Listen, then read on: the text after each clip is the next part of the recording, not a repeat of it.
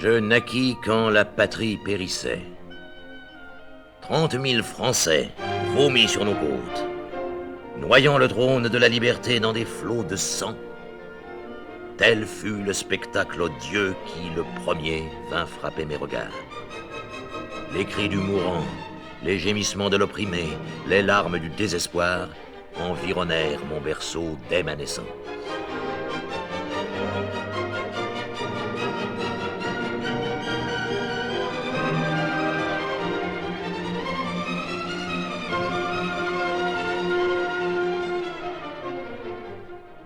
Tragique évocation.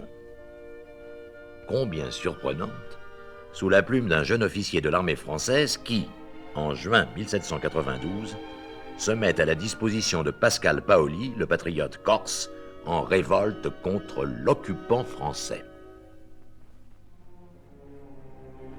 Qui pourrait croire que l'auteur de ce sombre tableau, le lieutenant Napoléon Bonaparte, va, 15 mois plus tard, rendre Toulon à la mère patrie, puis tout le restant de sa vie, personnifier la France, en rester le héros, et pour la plupart de ses compagnons de gloire, l'idole.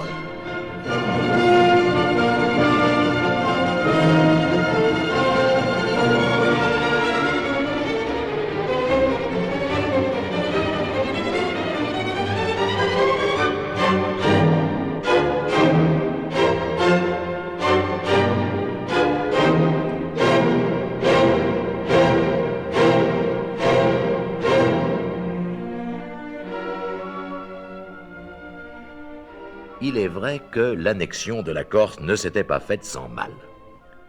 Soulevés contre les Génois, auxquels les troupes de Louis XV avaient prêté main forte, les insulaires répugnaient tout autant à changer de maître.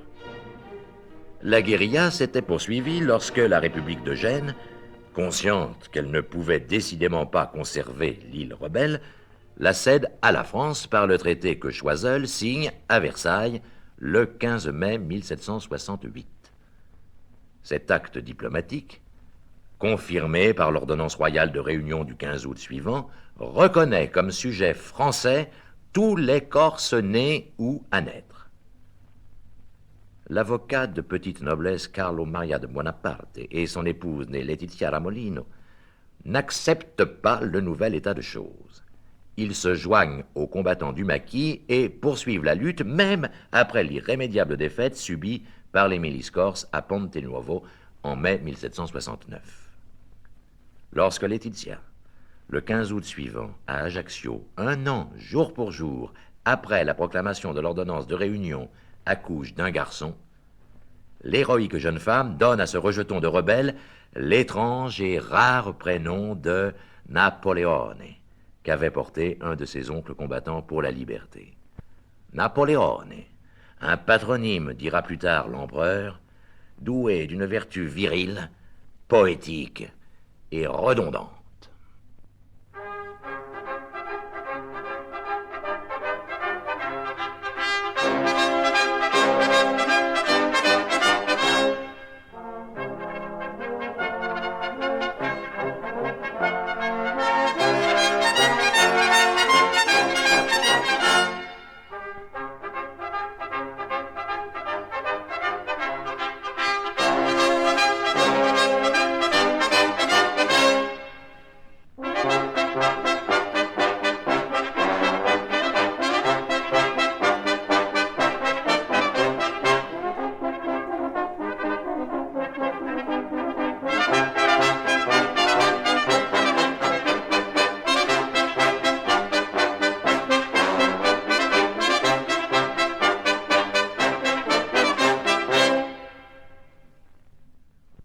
Si Letizia Bonaparte reste une fervente patriote corse, Carlo, devenu Charles, abandonne bientôt le parti de Paoli. Il s'accommode de l'occupation, devient en somme un collaborateur. Et c'est ce qui lui permet d'obtenir certaines faveurs du gouverneur-comte de Marbeuf et des bourses pour ses enfants.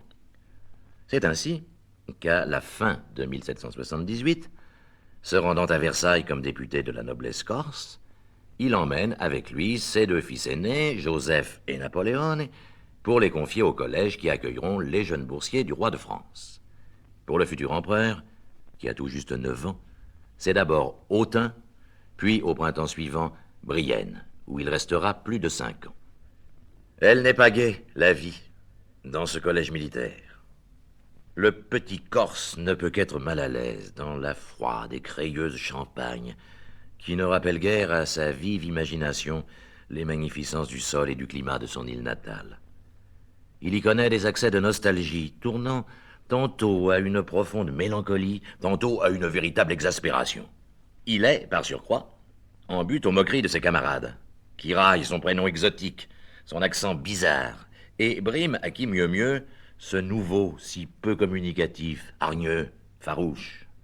Ses éducateurs déplorent son caractère dominant, impérieux, entêté. Pour eux, qu'est-ce que la Corse? Une île lointaine, que même les professeurs de géographie ne considèrent pas comme terre française, mais comme pays étranger. Le fait est que Napoléon ne se sent pas chez lui. Il reste corse de cœur et d'âme, corse des pieds à la tête.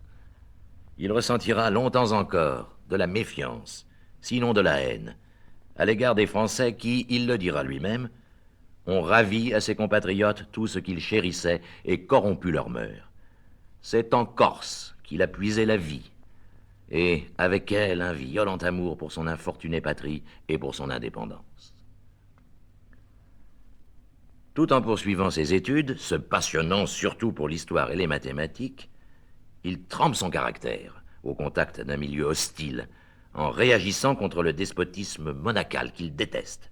Un jour, durement réprimandé, il lance une fière réplique. « Qui êtes-vous donc, monsieur, pour me répondre sur ce ton ?» lui demande le principal. « Un homme, monsieur !» répond l'élève officier de 14 ans. En octobre 1784, il quitte Brienne avec un intense soulagement et va suivre, à Paris, les cours de l'école militaire, d'où il sort, 1 an plus tard, avec le grade de lieutenant en second. C'est la première étape sur la route de la gloire que franchit à 16 ans Napoléon Bonaparte. Nanti d'un habit bleu à collet rabattu doublé de rouge, épaulettes losangées d'or et de soie, il est affecté au régiment de la Fère, un des fleurons de l'artillerie d'Ancien Régime.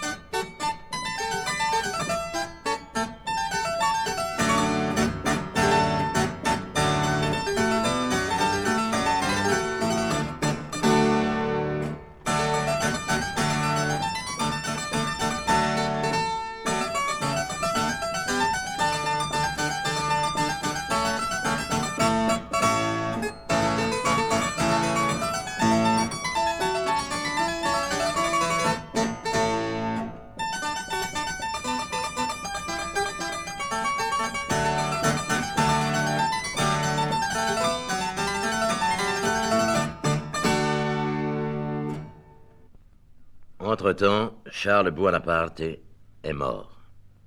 Peut-on dire que Napoléon s'est senti soulagé en apprenant cette disparition? C'est probable. Il en voulait à son père de l'avoir privé de sa patrie et d'avoir préféré au péril de la liberté les avantages de la servitude, alors qu'il est, lui, par devoir obligé de louer des hommes que, par vertu, il devrait haïr. Le jeune officier connaît maintenant la morne vie de caserne. Entre 1785 et 1788, le régiment de la Fère tient garnison à Valence, puis à Lyon, à Douai, à Auxonne. Que faire? Sinon lire. Lire, beaucoup, lire, énormément. Napoléon admire Corneille, apprend par cœur des scènes entières de Racine, idolâtre Rousseau. « Oh, Rousseau !» s'exclame-t-il. « Pourquoi faut-il que tu n'aies vécu que 60 ans? Dans l'intérêt de la vérité, tu aurais dû être immortel. » La vie de garnison, il faut bien dire que le lieutenant d'artillerie s'arrange pour en pâtir le moins possible. Afin de régler ses affaires de famille, Il obtient, en septembre 86, un congé pour se rendre dans son île natale qu'il n'a pas revue depuis 8 ans. Permission de 12 mois qui, pour lui, en feront 20. Dès l'année suivante, nouveau congé, nouvelle prolongation qui lui permet de passer encore 15 mois en Corse, où il retournera après avoir fait, pour peu de temps, une apparition à son régiment. Pendant que Bonaparte fait ainsi la navette entre son île et le continent, la Révolution déroule ses péripéties. Mirabeau, dans un accès de générosité, a demandé à l'Assemblée constituante le rappel de Paoli, réfugié en Angleterre pour, dit-il, expier une injuste conquête. Le retour du vieux combattant n'arrange pas les choses. Les 12 députés corses ont bien demandé que l'île soit déclarée partie intégrante du territoire national, mais les insulaires ont plutôt tendance à suivre le héros de leur indépendance. Bien entendu, Bonaparte est paoliste.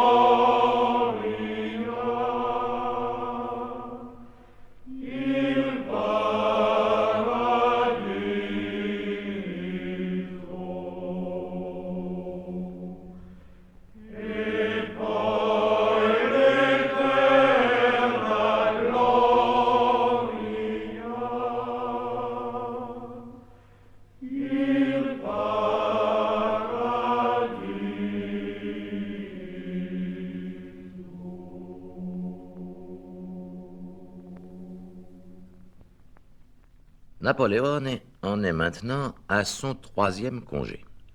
Il n'entend pas le limiter aux 3 mois qu'on l'a autorisé à prendre. Il s'en accorde 9, se fait élire lieutenant-colonel de la garde nationale et contribue, pour sa large part, à entretenir l'anarchie qui règne dans l'île. Cet officier français va même jusqu'à combattre les troupes françaises.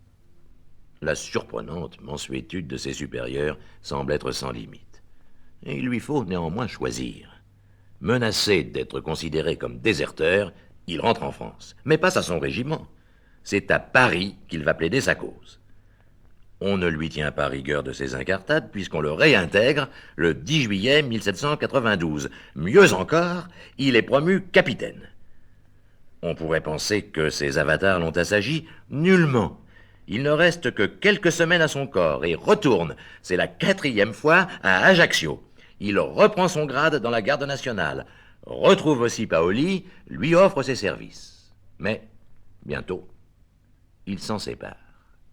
Vieilli, amer, le patriote déçoit le jeune capitaine que les idées révolutionnaires ont fini par conquérir. C'est une véritable conversion. Quand celui qui personnifiait l'indépendance fait appel aux Anglais, Bonaparte le considère comme un traître, le combat vigoureusement et doit quitter la Corse, chassé cette fois-ci par un soulèvement contre la Convention. Il ne reverra son île, et pour une semaine seulement, qu'à son retour d'Égypte, lorsqu'il y fera escale.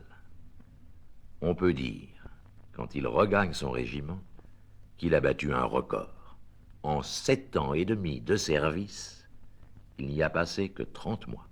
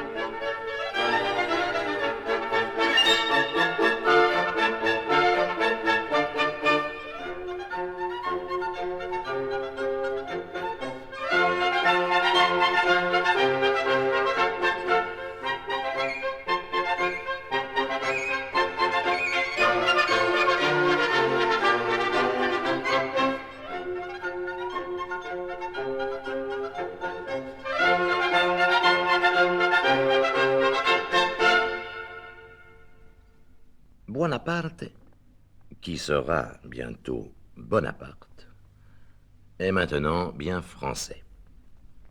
Il est aussi jacobin. Dans un discours qu'il a composé pour l'Académie de Lyon, il a foulé aux pieds la théologie, la monarchie absolue, déclamé contre l'autorité, exalté la liberté, l'égalité, le stoïcisme, la simplicité du cœur et des mœurs. Bref, comme l'a écrit un de ses biographes, il a combattu toutes les passions qui le gouverneront plus tard. Dans un pamphlet intitulé « Le souper de Beaucaire », il pourfend le fédéralisme, et les proconsuls de la Convention approuvent si vigoureusement cet opuscule qu'ils le font imprimer aux frais de l'État. Bientôt, c'est le siège de Toulon et l'entrée dans l'histoire. Augustin Robespierre, le frère de Maximilien, lui reconnaît un mérite transcendant. Général de brigade, Bonaparte s'humanise. À Marseille, il flirte avec Désiré Clary, vante les arts d'agrément, lui écrit « La lettre est du 24 Fructidor en 2, c'est-à-dire 12 septembre 94. Vous avez des dispositions pour la musique. Achetez un pianoforte et prenez un maître. La musique est l'art de l'amour, la douceur de la vie, la consolation des peines et la compagne de l'innocence. Votre voix se perfectionnera encore et de nouveaux talents augmenteront le plaisir de vos amis. » Il envisage de composer pour la jeune fille une théorie de la musique. L'idylle restera sans lendemain. Désirée ne sera pas impératrice des Français. Elle aura une carrière moins éclatante, moins éphémère aussi, en devenant Madame la maréchale Bernadotte, duchesse de Pontecorvo et reine de Suède. Mais Napoléon aimera toujours la musique. Celui des beaux-arts, dira-t-il, qui a le plus d'influence sur les passions, celui que le législateur doit le plus encourager. Deux autres monarques absolus, Louis XIV et Frédéric II, avaient déjà, avant lui, les mêmes goûts. Le char de la fortune, cependant, n'avance pas encore très vite. Quand Bonaparte est enfin nommé général de division, il a 26 ans. C'est à peine la maturité. Pourtant, à cet âge, Marceau et Hoche commandaient déjà des armées. Mais après Vendémiaire, tout se précipite. C'est l'Italie, c'est l'Égypte, c'est Brumaire.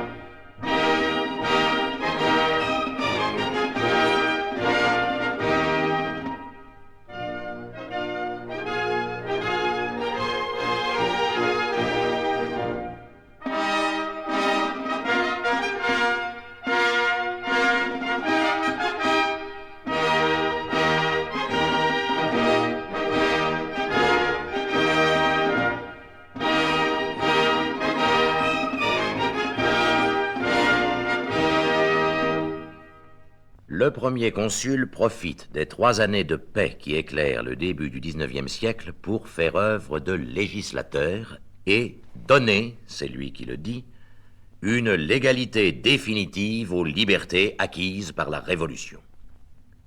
Ces libertés, on n'en parlera plus bien longtemps. En effet, comme l'écrit son ennemi intime, Madame de Staël, déjà, les institutions monarchiques s'avançaient à l'ombre de la République. Bientôt, l'épopée impériale légitimera le despotisme et Chateaubriand pourra écrire « Tout tremble devant le tyran. Il est aussi dangereux d'encourir sa faveur que de mériter sa disgrâce. » L'empereur ne daignera pas contester. Chateaubriand croit-il que je suis un imbécile? Je le ferai sabrer sur les marches de mon palais. L'épopée impériale, c'est aussi l'apothéose de l'armée. Cette grande armée, popularisée par l'imagerie, vieux grognards et jeunes gardes, casques à crinière des cuirassiers, colbacs des chasseurs à cheval ondoyant au-dessus des voltigeurs coiffés du shako et des grenadiers arborant le fameux bonnet à poil.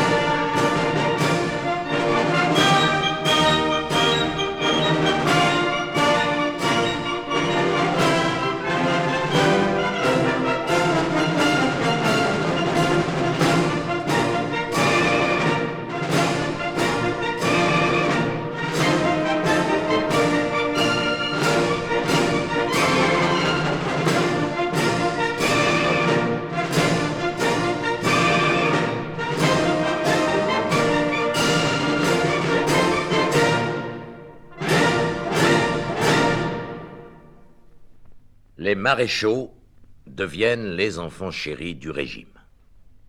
Gorgés d'or, chargés d'honneur, couverts de gloire. Murat, fils d'un aubergiste. Augereau, ancien maître d'escrime. Lefebvre, l'époux de Madame Sans-Gêne, ont reçu des duchés. Ils exhibent des doigts chargés de diamants, de flamboyants plumets et des uniformes d'opérette surbrodés de passementeries. L'empereur distribue les couronnes avec largesse.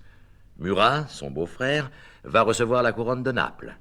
De ses frères, Joseph sera roi d'Espagne, Louis, roi de Hollande, Jérôme, roi de Westphalie, Eugène, le beau-fils, vice-roi d'Italie, Élisa et Pauline, ses sœurs, grandes duchesses. Son oncle Fesch est fait cardinal. Le clan Bonaparte est largement pourvu. Seul Lucien sera oublié.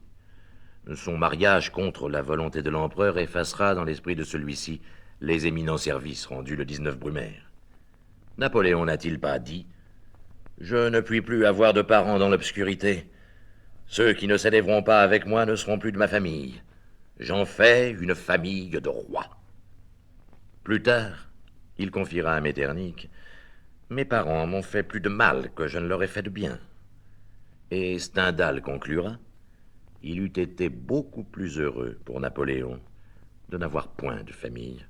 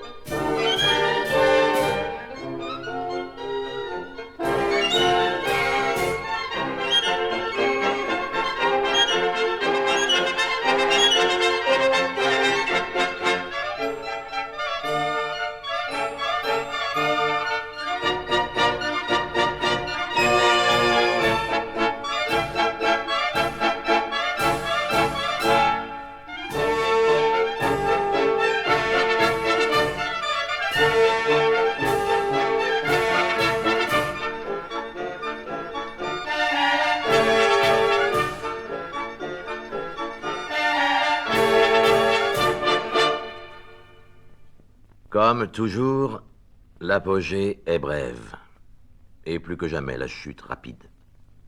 L'aventure d'Espagne marque déjà le commencement de la fin. Un témoin rencontre, en avril 1808, l'empereur en route pour Bayonne. Ce n'était déjà plus ce jeune premier consul que j'avais rencontré pour la première fois, arpentant lestement les Tuileries, donnant son bras droit à Bourrienne, tenant sous le gauche un petit sabre turc, svelte, dégagé, le teint olivâtre et le regard jaune. Même à l'extérieur, tout était changé. Le buste était court et épais, les petites jambes charnues, le teint plombé, le front chauve, la figure affectant la médaille romaine.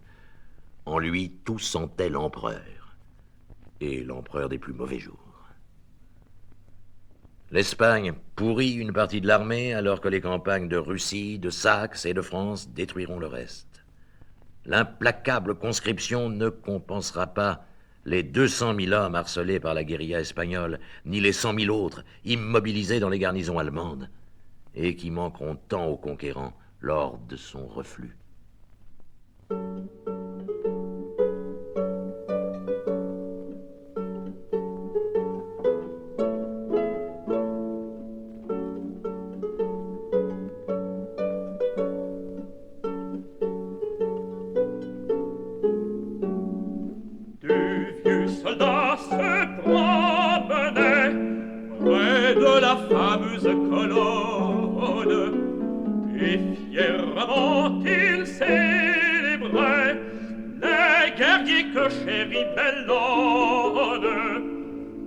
Avec orgueil, tour à tour, ils chantaient les brillants faits dont s'illustraient les nôtres. C'est qu'ils battaient les Autrichiens comme les autres. C'est qu'ils battaient les Autrichiens comme les autres, et d'Austerlitz et d'Iéna, les Français gardent la mémoire, et de Soult et de Masséna, rien ne peut effacer la gloire des ennemis qu'alors ils combattaient. Les bataillons fuyaient devant les nôtres. Oh, oh, c'est qu'ils battaient les Autrichiens comme les autres. Oh, oh, c'est qu'ils battaient les Autrichiens comme les autres. Pauvre armée française. Les aigles impériales remportent un dernier succès à Ligny, qu'une lieue à peine sépare de Fleurus. Fleurus, illustré 2 fois déjà par les victoires du maréchal de Luxembourg et de Jourdan. Et puis, c'est l'affrontement décisif. Waterloo. Waterloo. Waterloo. Morne plaine. Comme une onde qui bout dans une urne trop pleine, dans ton cirque de bois, de coteaux, de vallons, la pâle mort mêlait les sombres bataillons. D'un côté, c'est l'Europe, et de l'autre, la France. Choc sanglant. Des héros, Dieu trompait l'espérance, tu désertais, victoire. Et le sort était là. Oh, Waterloo, je pleure et je m'arrête, hélas. Car ces derniers soldats de la dernière guerre furent grands. Ils avaient vaincu toute la terre, chassé 20 rois, passé les Alpes et le Rhin, et leur âme chantait dans les clairons des reins. Le soir tombait. La lutte était ardente et noire. Il avait l'offensive et presque la victoire. Il tenait Wellington, acculé sur un bois. Sa lunette à la main, il observait parfois le centre du combat, point obscur où tressaille la mêlée, effroyable et vivante broussaille, et parfois l'horizon, sombre comme la mer. Soudain, joyeux, il dit « Gaucher !» C'était Blücher. L'espoir changea de camp. Le combat changea d'âme. La mêlée, en hurlant, grandit comme une flamme.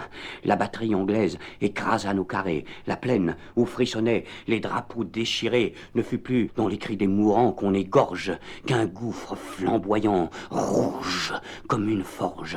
Gouffre où les régiments, comme des pans de murs, tombaient, où se couchaient comme des épimures les hauts tambours majors, aux panaches énormes, où l'on entrevoyait des blessures difformes.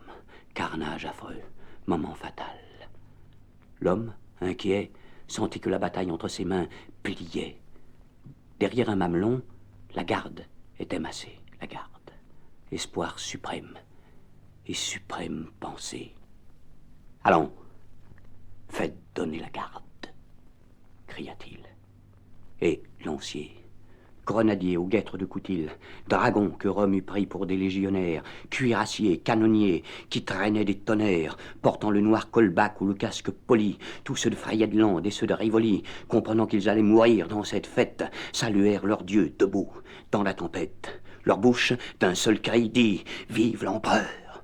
Puis, à pas lents, musique en tête, sans fureur, tranquille, souriant à la mitraille anglaise, la garde impériale entra dans la fournaise. Hélas, Napoléon sur sa garde penchée regardait, et, sitôt qu'ils avaient débouché, sous les sombres canons crachant des jets de soufre, voyait l'un après l'autre en cet horrible gouffre fondre ses régiments de granit et d'acier, comme fond une cire au souffle d'un brasier.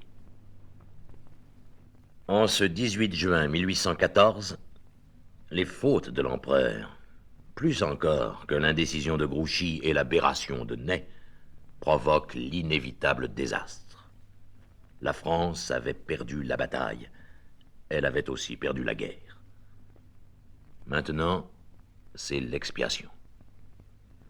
Un rocher stérile perdu dans l'océan, voilà, écrit Chateaubriand, où allait loger celui dont 85 500 000 âmes avaient reconnu la domination ou celle de sa famille, à qui la moitié de la population chrétienne avait obéi, dont les ordres étaient exécutés dans un espace qui comprenait 19 degrés de latitude et 30 degrés de longitude.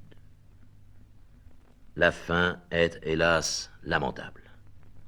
À Sainte-Hélène, l'empereur déchu persécute ses compagnons d'exil, ou plutôt de déportation, déjà aigris par les déceptions, les jalousies, les haines.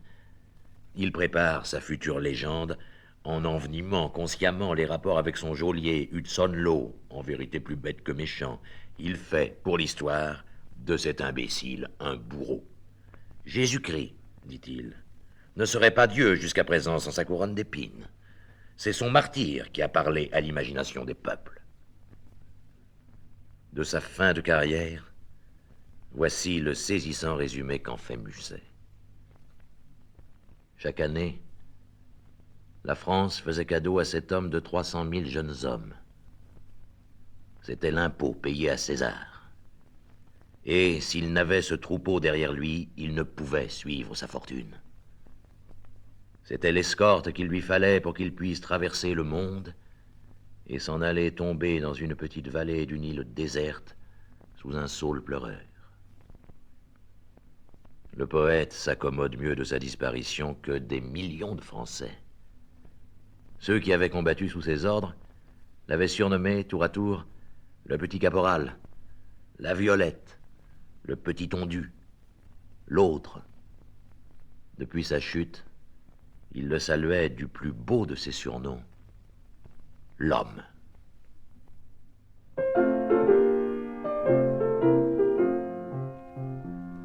Près du rouet de sa fille chérie, le vieux sergent se distrait de ses mots, et d'une main que la balle a meurtrie, berce en riant deux petits-fils jumeaux.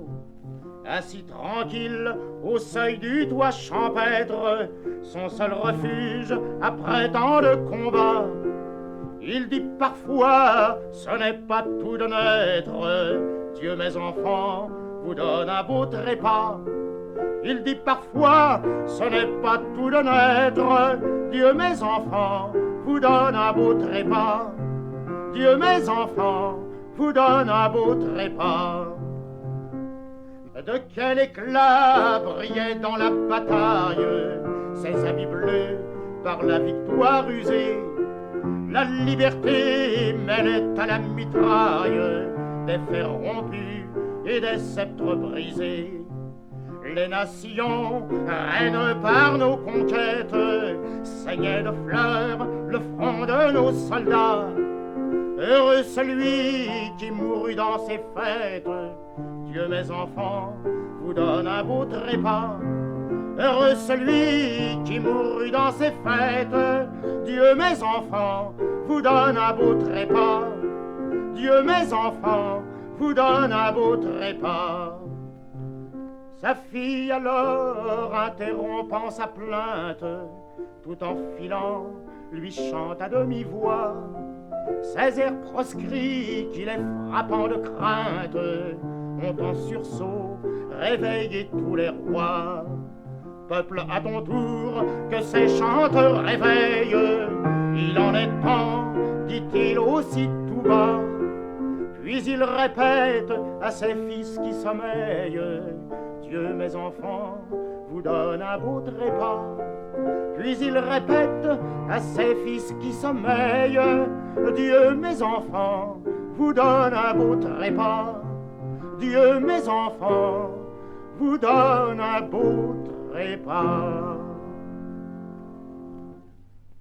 Déjà après l'île d'Elbe, mais surtout après Sainte-Hélène, l'image écrasante mais éphémère de l'empereur d'Occident, du successeur de Charlemagne, s'évanouit pour faire place aux soldats de la Révolution, aux martyrs des Anglais. La France s'est trop confondue avec son héros tant qu'il était heureux pour l'abandonner lorsque les fautes commises eurent été suivies d'une commune expiation. Dans l'éloignement, écrit Lucas du Breton, la figure de Napoléon se nimbe de vertu, de douceur. Le despotisme, la conscription impitoyable, le sang versé, les campagnes dépeuplées, tout cela s'oublie. une ferveur, une espérance mystique naissent, et insensiblement, le culte de l'empereur va s'étendre. On ne pardonnera pas aux Bourbons l'invasion, l'humiliation nationale, la réaction ultra-royaliste à laquelle se prête un monarque rentré dans les fourgons de l'étranger. Les demi-soldes s'agitent, les conspirations se multiplient. Les auteurs de drames et de vaudeville, exploitant le chauvinisme triomphant, montrent un digne retraité qui bat les ennemis dans des couplets consacrés à la gloire de la France. Alexandre Dumas peut écrire plaisamment qu'on venge Leipzig et Waterloo sur le champ de bataille du gymnase et des variétés. Né dans le peuple, qui unissait depuis longtemps et sans peine dans son esprit la liberté et Napoléon, le mouvement bonapartiste gagne peu à peu les intellectuels. Lorsqu'il apprend la mort du prisonnier, Edgar Quinet s'écrie « Il fit de nouveau irruption dans mon esprit. Il revint hanter mon intelligence, non plus comme mon empereur et mon maître absolu, mais comme un spectre que la mort a presque entièrement changé. Nous revendiquions la gloire comme l'ornement de la liberté. » Stendhal estime maintenant Napoléon de tout le mépris que lui inspire ce qui est venu après lui. Pour Renan, l'épopée napoléonienne est l'Iliade de la France, et son héros, l'initiateur des grandes choses, celui qui fait tressaillir la fibre et étinceler l'œil. L'empereur deviendra l'un des ferments les plus riches et les plus agissants de la littérature mondiale. Hugo, Béranger, Erckmann-Chatrian, Byron, Heine, Manzoni, Pétefi et bien d'autres, en prose ou en vers et dans toutes les langues, vont chanter, glorifier, pleurer Napoléon le Grand. Il inspirera aussi les musiciens Berlioz, Wagner, Schumann.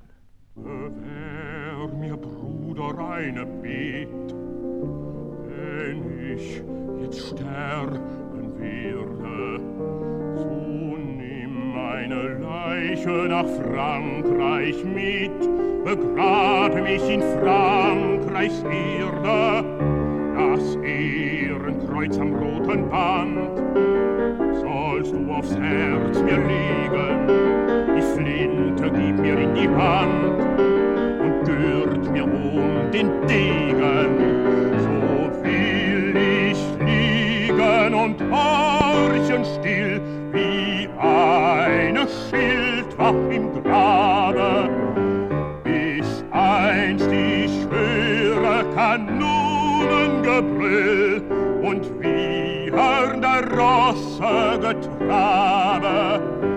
Dann reitet mein Kaiser wohl über mein Grab, viel Schwerter klirren und blitzen, viel Schwerter klirren und blitzen. Dann steig ich gewaffnet hervor aus dem Grab, den Kaiser zu schützen.